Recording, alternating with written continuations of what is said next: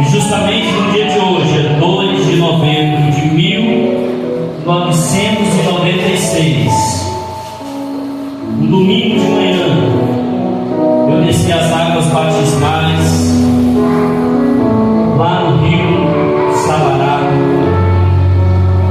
e desde aquele dia então nunca parei. Desde aquele dia Deus tem sido fiel na minha vida. Amém? Esse toque que está no fundo, talvez alguns irmãos nunca ouviram. Talvez alguns irmãos que estão aqui nunca prestaram atenção nesse toque. Mas esse toque é de um hino que foi projetado no ano de 1520, ao auge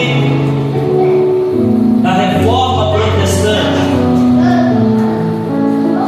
Esse hino chama Castelo Forte é o nosso Deus, elaborado, escrito pela mão de Martinho Lutero. Quem já ouviu falar de Martinho Lutero aqui? Sexta-feira foi dia 31 de outubro. Nós tivemos o famoso Halloween nas escolas, nas ruas, nas boates, nas casas de show. Todos pararam para comemorar o seu Halloween, dia da fantasia das bruxas.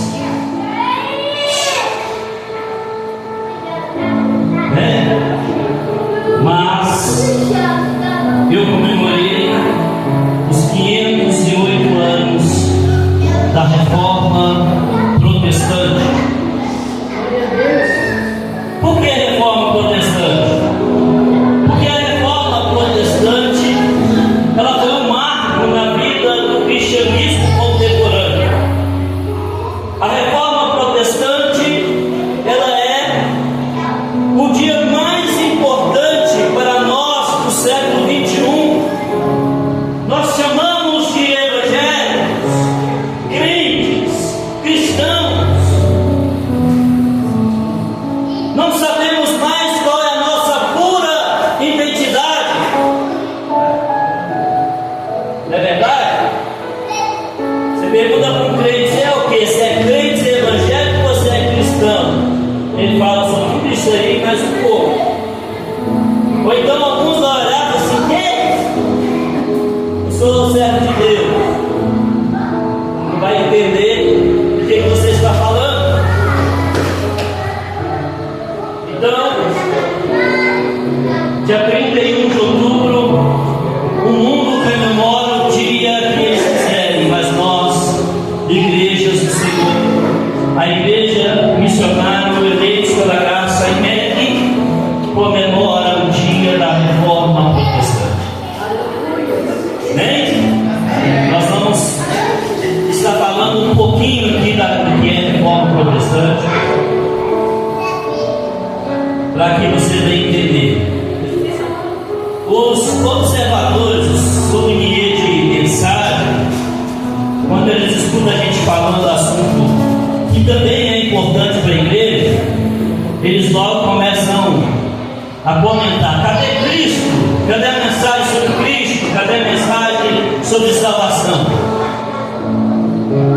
Quero te dizer uma coisa: quem não valoriza o passado, quem não aprende com o passado, fracassará no futuro.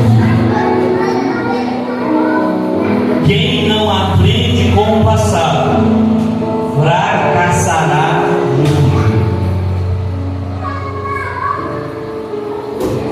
Mais engraçado que eu estava assim, Senhor, eu vou falar sobre a reforma, uma igreja carente da tua presença, de uma igreja que precisa da sua graça. E hoje pela manhã tive um sonho. Eu tive um sonho que eu cheguei aqui e a igreja estava como está aqui agora, cheia. E no sonho o Senhor falou comigo. Esse texto que nós vamos estar lendo agora, para a glória de Deus. Amém? Antes de entrar nesse texto, ontem também foi dia 1º de novembro, dia de todos os homens. Os homens também têm dia, você sabia? As mulheres têm dia dela, e ontem foi o dia de todos os santos, irmãos. Então é dia de todos os homens. Vamos aplaudir os homens que estão aqui nessa noite.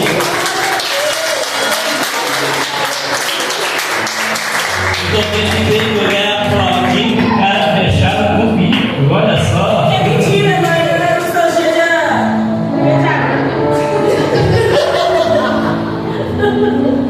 Há controvérsias.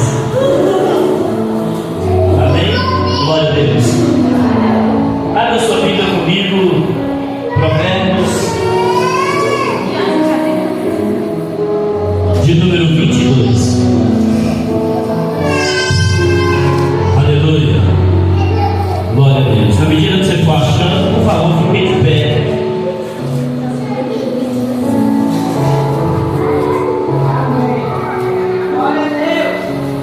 Provérbios 22. Isabel.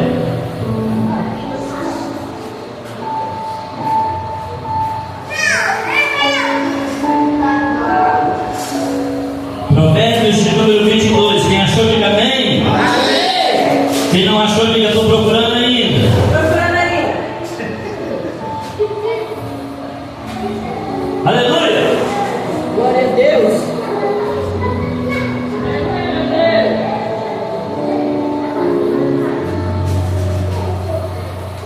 Glória a Deus.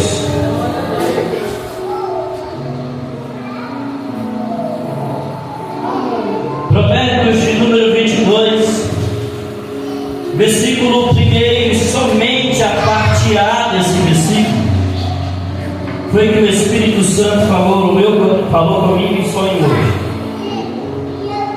Está escrito assim na minha Bíblia: vale mais ter um bom nome do que muitas riquezas.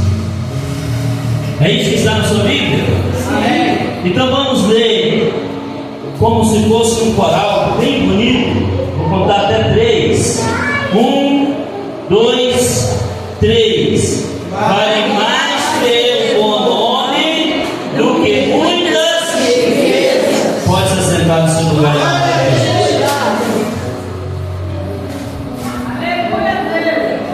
Glória a Deus. Vale mais ter um bom nome do que muitas riquezas.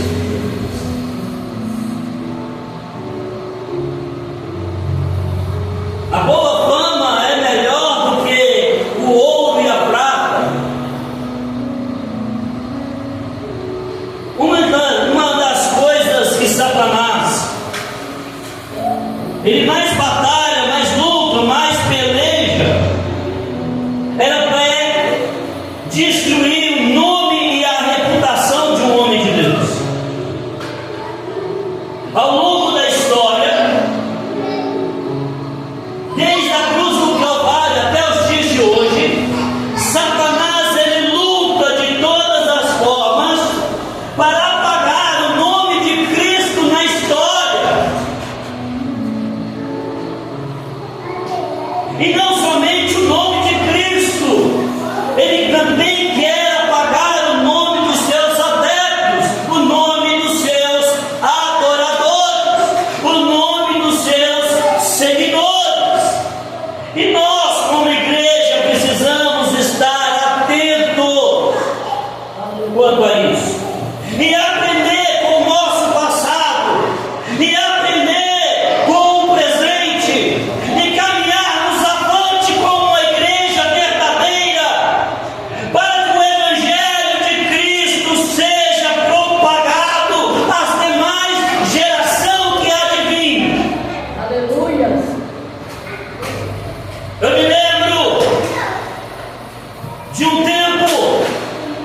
em que a pessoa vinha para a igreja e aceitava Jesus, e ela chegava em casa e falava: agora eu sou crente.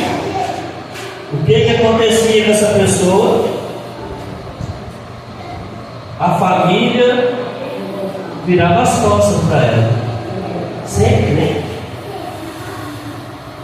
Os amigos viravam as costas. Você é crente agora? Virava as costas, pai. Eu me lembro de uma época que falar que era crente era para gente corajosa, era para cabra macho, era para mulher corajosa, porque não era qualquer um que estava disposto a renunciar a sua vida em prol do reino de Cristo, em prol do nome de Cristo.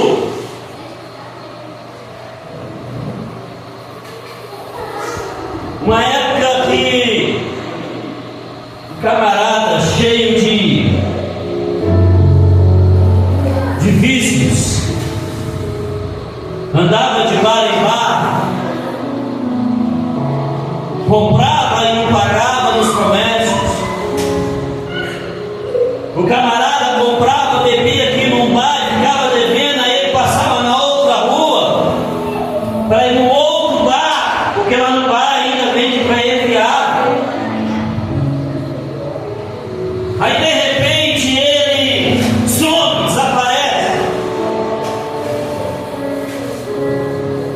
Passa um tempo, aparece ele de novo, e agora com a Bíblia na mão, indo para a igreja: sou crente.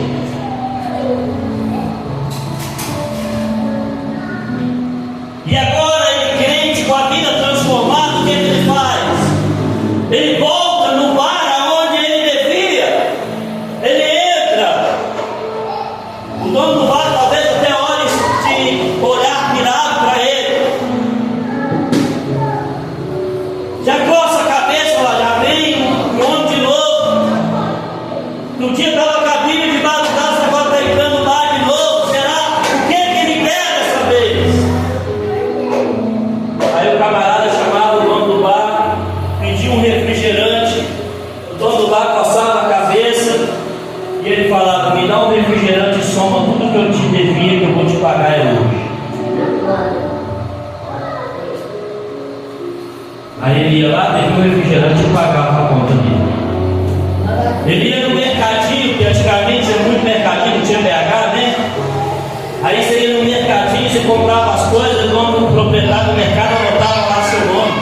Ele ia lá no mercado e pegava o carrinho, comprava as coisas, e na hora de pagar, o dono do mercado olhava e falava, achava estranho, mas aí ele ia e pagava a compra que ele estava fazendo, e também que ele estava devendo montes. Ele acertava a compra dele, por quê? Porque agora ele assumiu o nome de ser crente. Ele é crente. Ele não pode defender. E aí, quando a necessidade apertava, ele chegava para o dono da venda ou para qualquer outro comerciante e falava: me vende tanto que na semana que vem eu te pago. Aí o dono da venda olhava para ele e pode vender, porque ele é crente. Pode vender, é crente. Aí se passou um tempo, Satanás manchou o nome de crente. Agora os comerciantes olham para lá e falam: vende não, porque é crente.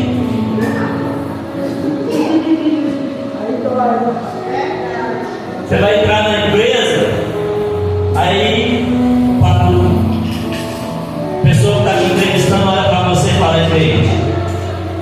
Aí já coça a cabecinha, e aí? É crente. Passou um tempo, nós passamos a ser chamados de evangélicos. Você sabia que nós já fomos chamados de crente? Agora nós somos chamados de evangélicos. Agora nós somos evangélicos, povo de Deus. Que religião você é? Sou evangélico.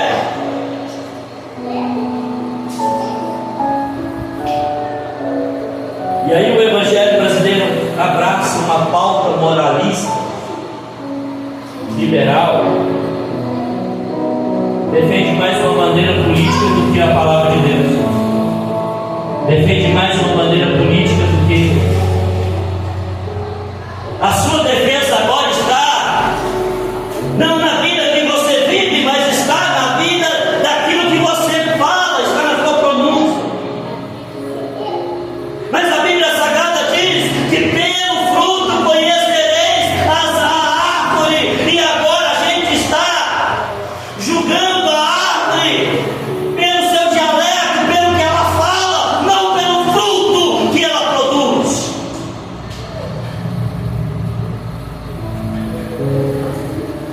E aí tem aquele, você é o quê?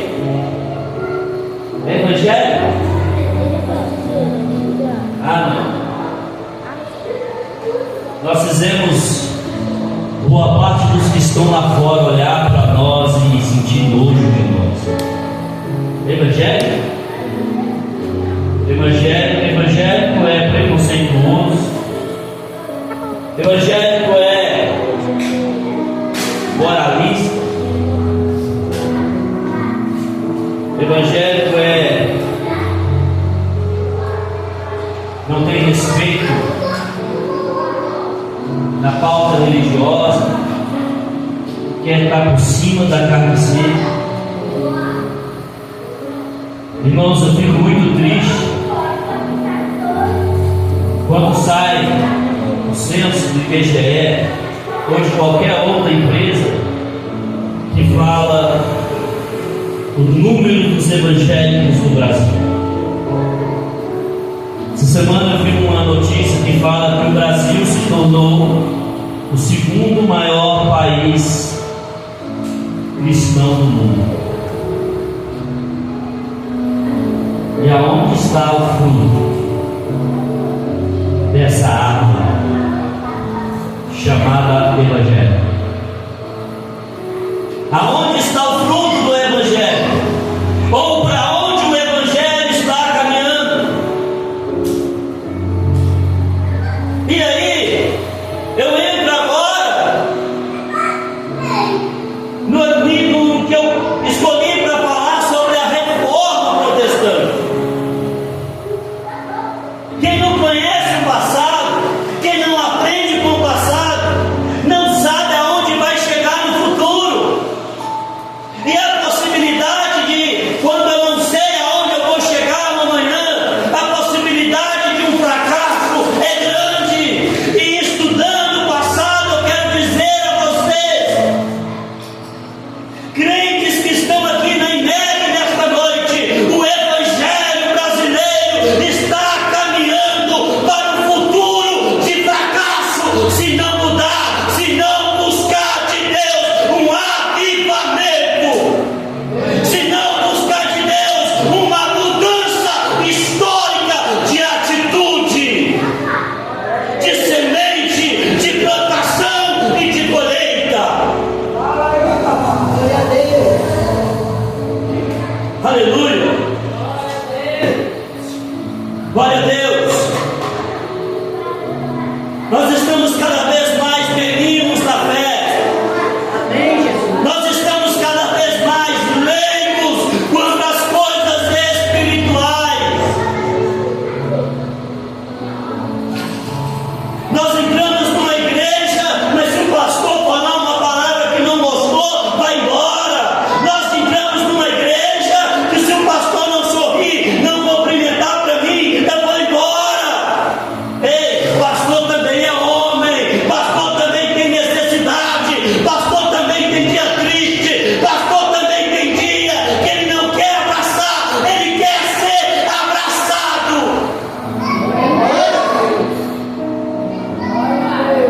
Então no dia que você vê que seu pastor não está bem, seja você pastor na vida dele. Amém, Jesus. Mas é isso que nós não estamos acostumados, porque aprendemos nos últimos das 2 décadas para cá que o pastor é o semideus na terra. O pastor é o semideus na terra, então é o pastor que o pastor que manda, o pastor não pode fraquejar. O pastor tem que ser sempre firme. Glória a Deus. Nós abrimos a nossa Bíblia de Gênesis ao Apocalipse e acha que isso é o tudo.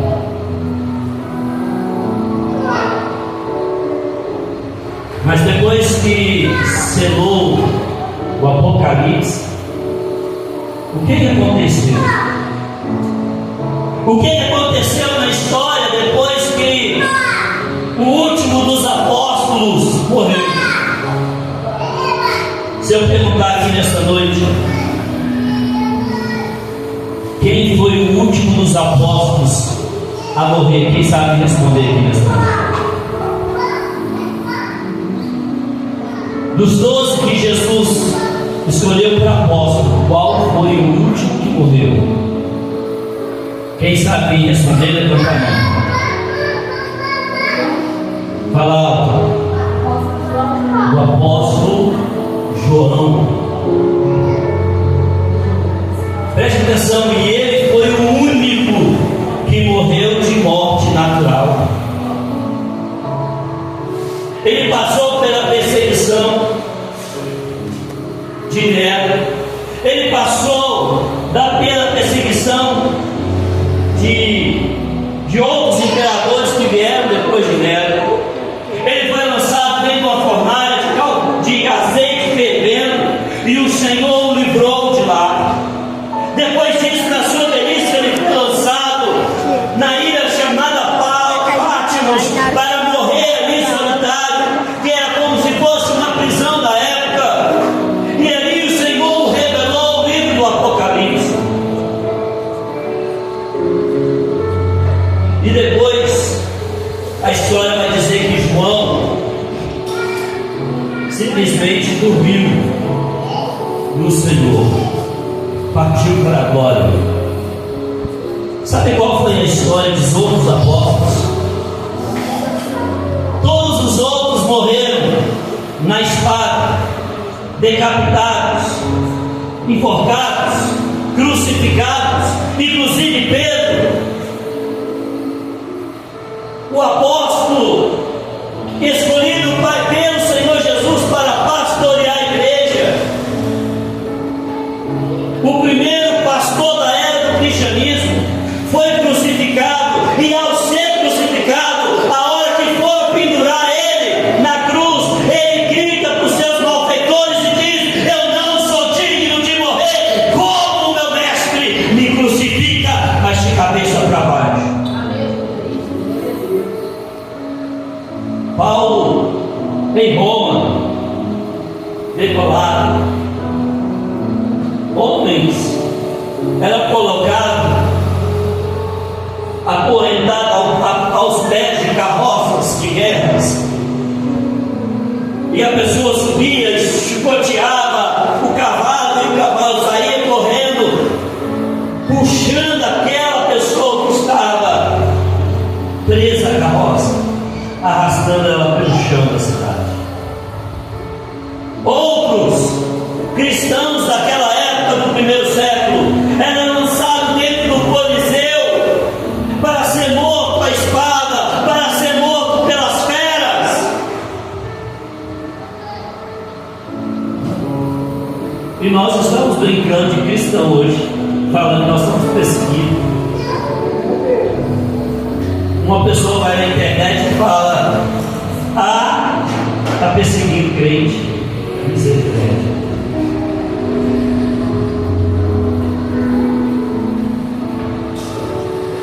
No ano de 64 depois de Cristo, Nero começa a prender os cristãos em Roma e começa a pendurá-los nas esquinas, e no meio da noite ele enchia aquela pessoa de piche, de querosene, e colocava fogo para servir de lamparina. As pessoas eram queimadas no meio da noite para servir de luz. E nós estamos brincando.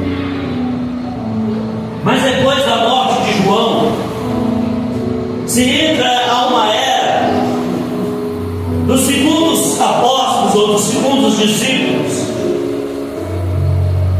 No segundo século entra, João morre, e agora a pregação do Evangelho está titulada para aquelas pessoas que aprenderam com os discípulos.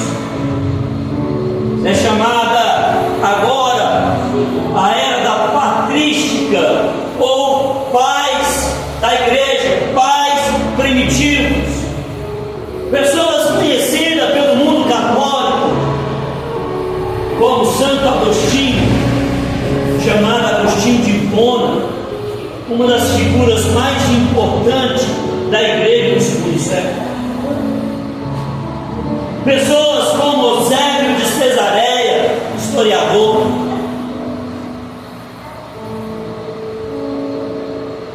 que foram arquitetando, pregando Jesus e deixando seus escritos históricos para que nós, hoje, pudéssemos entender o que eles viveram. Passando o segundo século, entra-se o terceiro século. A igreja estava caminhando, as pessoas iam de casa em casa pregando, ensinando a respeito de Cristo, falando de Jesus.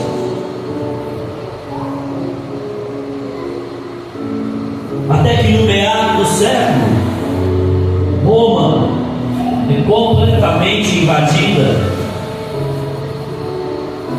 e o imperador Constantino, ele enfrentava uma batalha e ele tem um sonho com o emblema da cruz, com o sinal da cruz.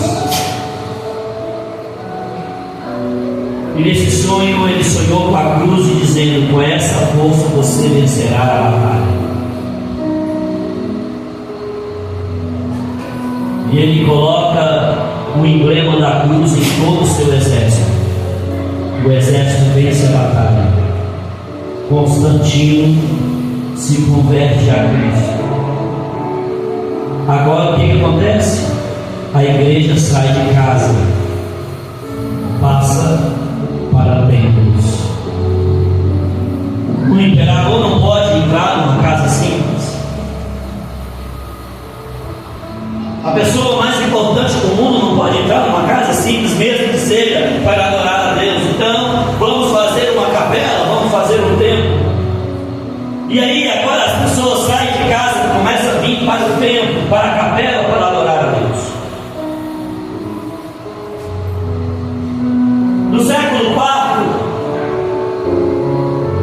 isso continua dessa mesma forma, e agora é colocado, além do imperador para governar o mundo, alguém para orientar e dirigir a igreja. E aí levanta-se agora o clero, um bispo universal, que é chamado agora o Papa da igreja. O bispo universal, o Papa, entra-se no século V. A igreja se torna uma grande potência mundial. Os imperadores, os reis, os governadores, agora não governa a sua cidade, o seu povo sozinho. Ele agora é orientado pelo Papa, para que o Papa os oriente, para que o Papa os faça. E aí tem vários concílios, várias coisas projetada, inclusive um desses concílios é dotado a divindade de Cristo.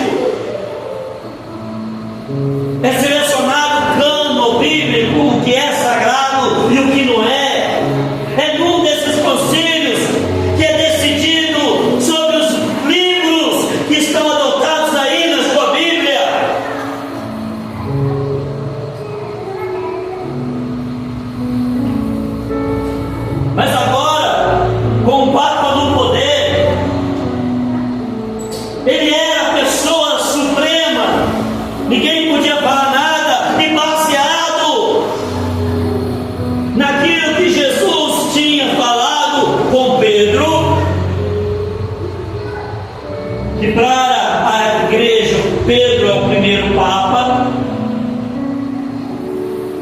de acordo com aquilo que Jesus tinha falado com Pedro, que tudo que fosse ligado na terra seria ligado no céu, e que tudo que fosse concordado na terra seria concordado no céu. O Papa faz agora esse discurso dizendo que a Bíblia não era a única razão de fé, que a Bíblia não era a única orientação de fé, mas que diante de Deus ele teria autoridade o suficiente para aquilo que ele falasse fosse tão forte quanto a Bíblia. Tudo aquilo que ele falasse seria a lei com a própria voz de Deus. E todo aquele que discordava de qualquer coisa colocada pelo Papa era morto. Nós chamamos na teologia o milênio das trevas, ou o milênio dos caça às bruxas. Por quê? Porque agora a igreja de Cristo não persegue, não é mais perseguida, é ela que persegue, é ela que dita as leis. Se não fizer do jeito que eu mando, você está debaixo de maldição. Se não fizer do jeito que eu mando, você é digno de morte. Se não fizer do jeito que eu ordeno, você não pode viver. E a igreja vai caminhando a passos largos para as trevas. Durante o século V até o século XV. Durante o ano de 500 depois de Cristo até ao ano de 1500, a igreja era a patrona, era ela que mandava no mundo, era ela que mandava no Ocidente. E aí hoje nós abrimos a Bíblia e lemos como se fosse o ontem que Jesus esteve aqui, como se fosse o ontem que Pedro pregou, como se fosse ontem que Paulo escreveu, como se fosse ontem o dia de Pentecoste.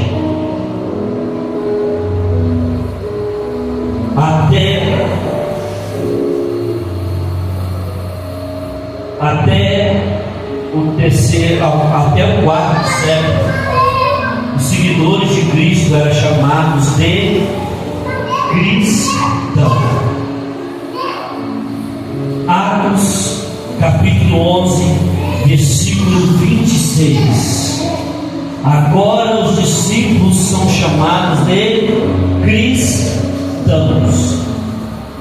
Então, no primeiro século, dos apóstolos até o século IV, os seguidores de Cristo eram chamados de quê?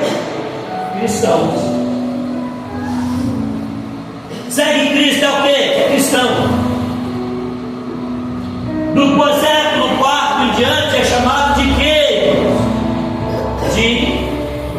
Depois que foi levantado um bispo universal, é chamado de universal romano, universal apostólico romano, conhecido como católico. A palavra católica é traduzida pela palavra universal. Católico, apostólico, romano. Do século V até o século XV e até os dias de hoje, católico praticante é chamado de católico apostólico romano. Católico porque é universal, apostólico porque crê nas Sagradas Escrituras, na doutrina dos apóstolos, e romano porque a sua sede é colocada agora em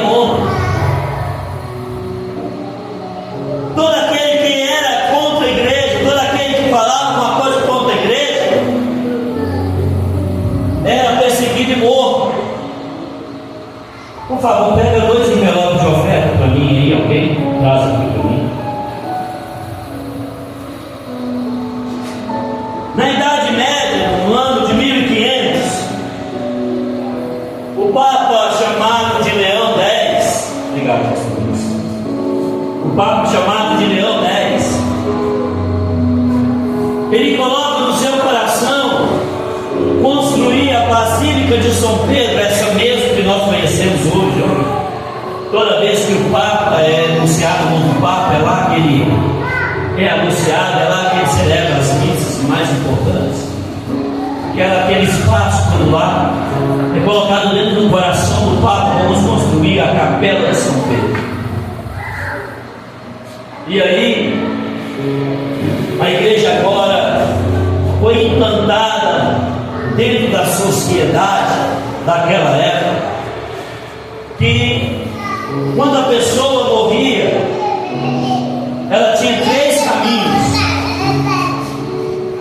Se ela fosse boa, fizesse coisas boas, ela ia para o paraíso. Se ela fosse má, ela ia ao inferno. Mas se ela fosse mediana, ela ia para o purgatório. Quem já ouviu falar purgatório? Ela ia para o purgatório. Lá no purgatório ela vivia lá um certo tempo. Se ela fosse digna, né? Ela recebia o perdão e ia para o paraíso. E aí vem o discurso papal. O Papa tinha autoridade de tirar ou colocar quem ele quisesse, no céu, no inferno ou no purgatório.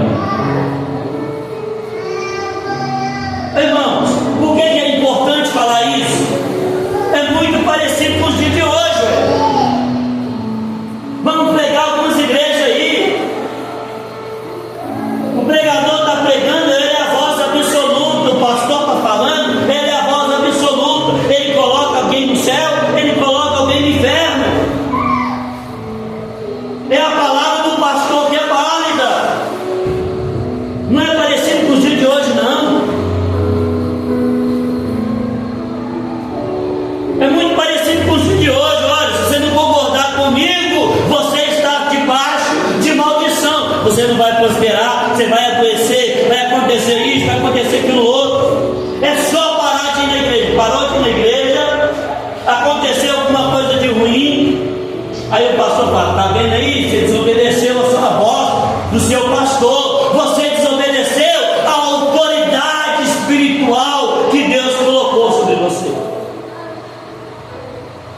É muito parecido com o dia de hoje, por isso que é importante falar a respeito da reforma protestante. O Papa então agora com essa ideia de fazer a Capela de São Pedro, ele para arrecadar fundos, arrecadar dinheiro, ele vem com um envelope igualzinho esse daqui, com uma carta preenchida, e nessa carta ele vai lá e coloca o nome da pessoa e assina embaixo. Era o Papa e os seus emissários, seus enviados. E agora nessa carta ele está pedindo indulgência, ele está pedindo o seu voto, ele está pedindo o seu dízimo, ele está pedindo a sua oferta, mas com um nome diferente. O nome aqui é indulgência. E quando você dá a sua oferta, você tem direito de pedir perdão, e ele perdoa o seu pecado. Não é Deus que perdoa, é o Papa.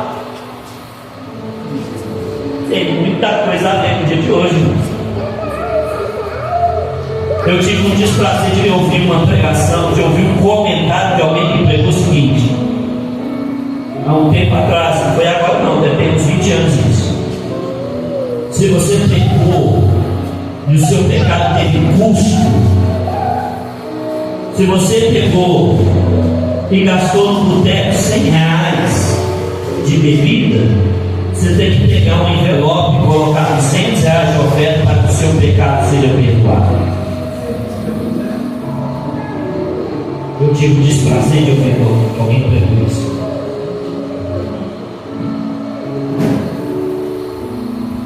Hoje eu tenho o desprazer de ouvir gente falando assim: ó, você quer receber a cura? Dá uma oferta de 5 mil reais que eu vou fazer uma oração pra você vai ser curado. Batizar 3 mil. Batizar nas águas, 1.200 reais. Aqui perto, do lado do nosso lado. Eu estou falando de situações que acontecem a 3 quilômetros da gente aqui, a 2,5 quilômetros da gente aqui. Igrejas que cobram para te batizar nas águas, igreja que cobra para orar para você receber a cura. Mas o mais engraçado, sabe o que é? Vai lá uma hora dessa, não tem uma cadeira vazia. Por quê? Porque a palavra de Deus que para a alma faminta, toda amarga é doce.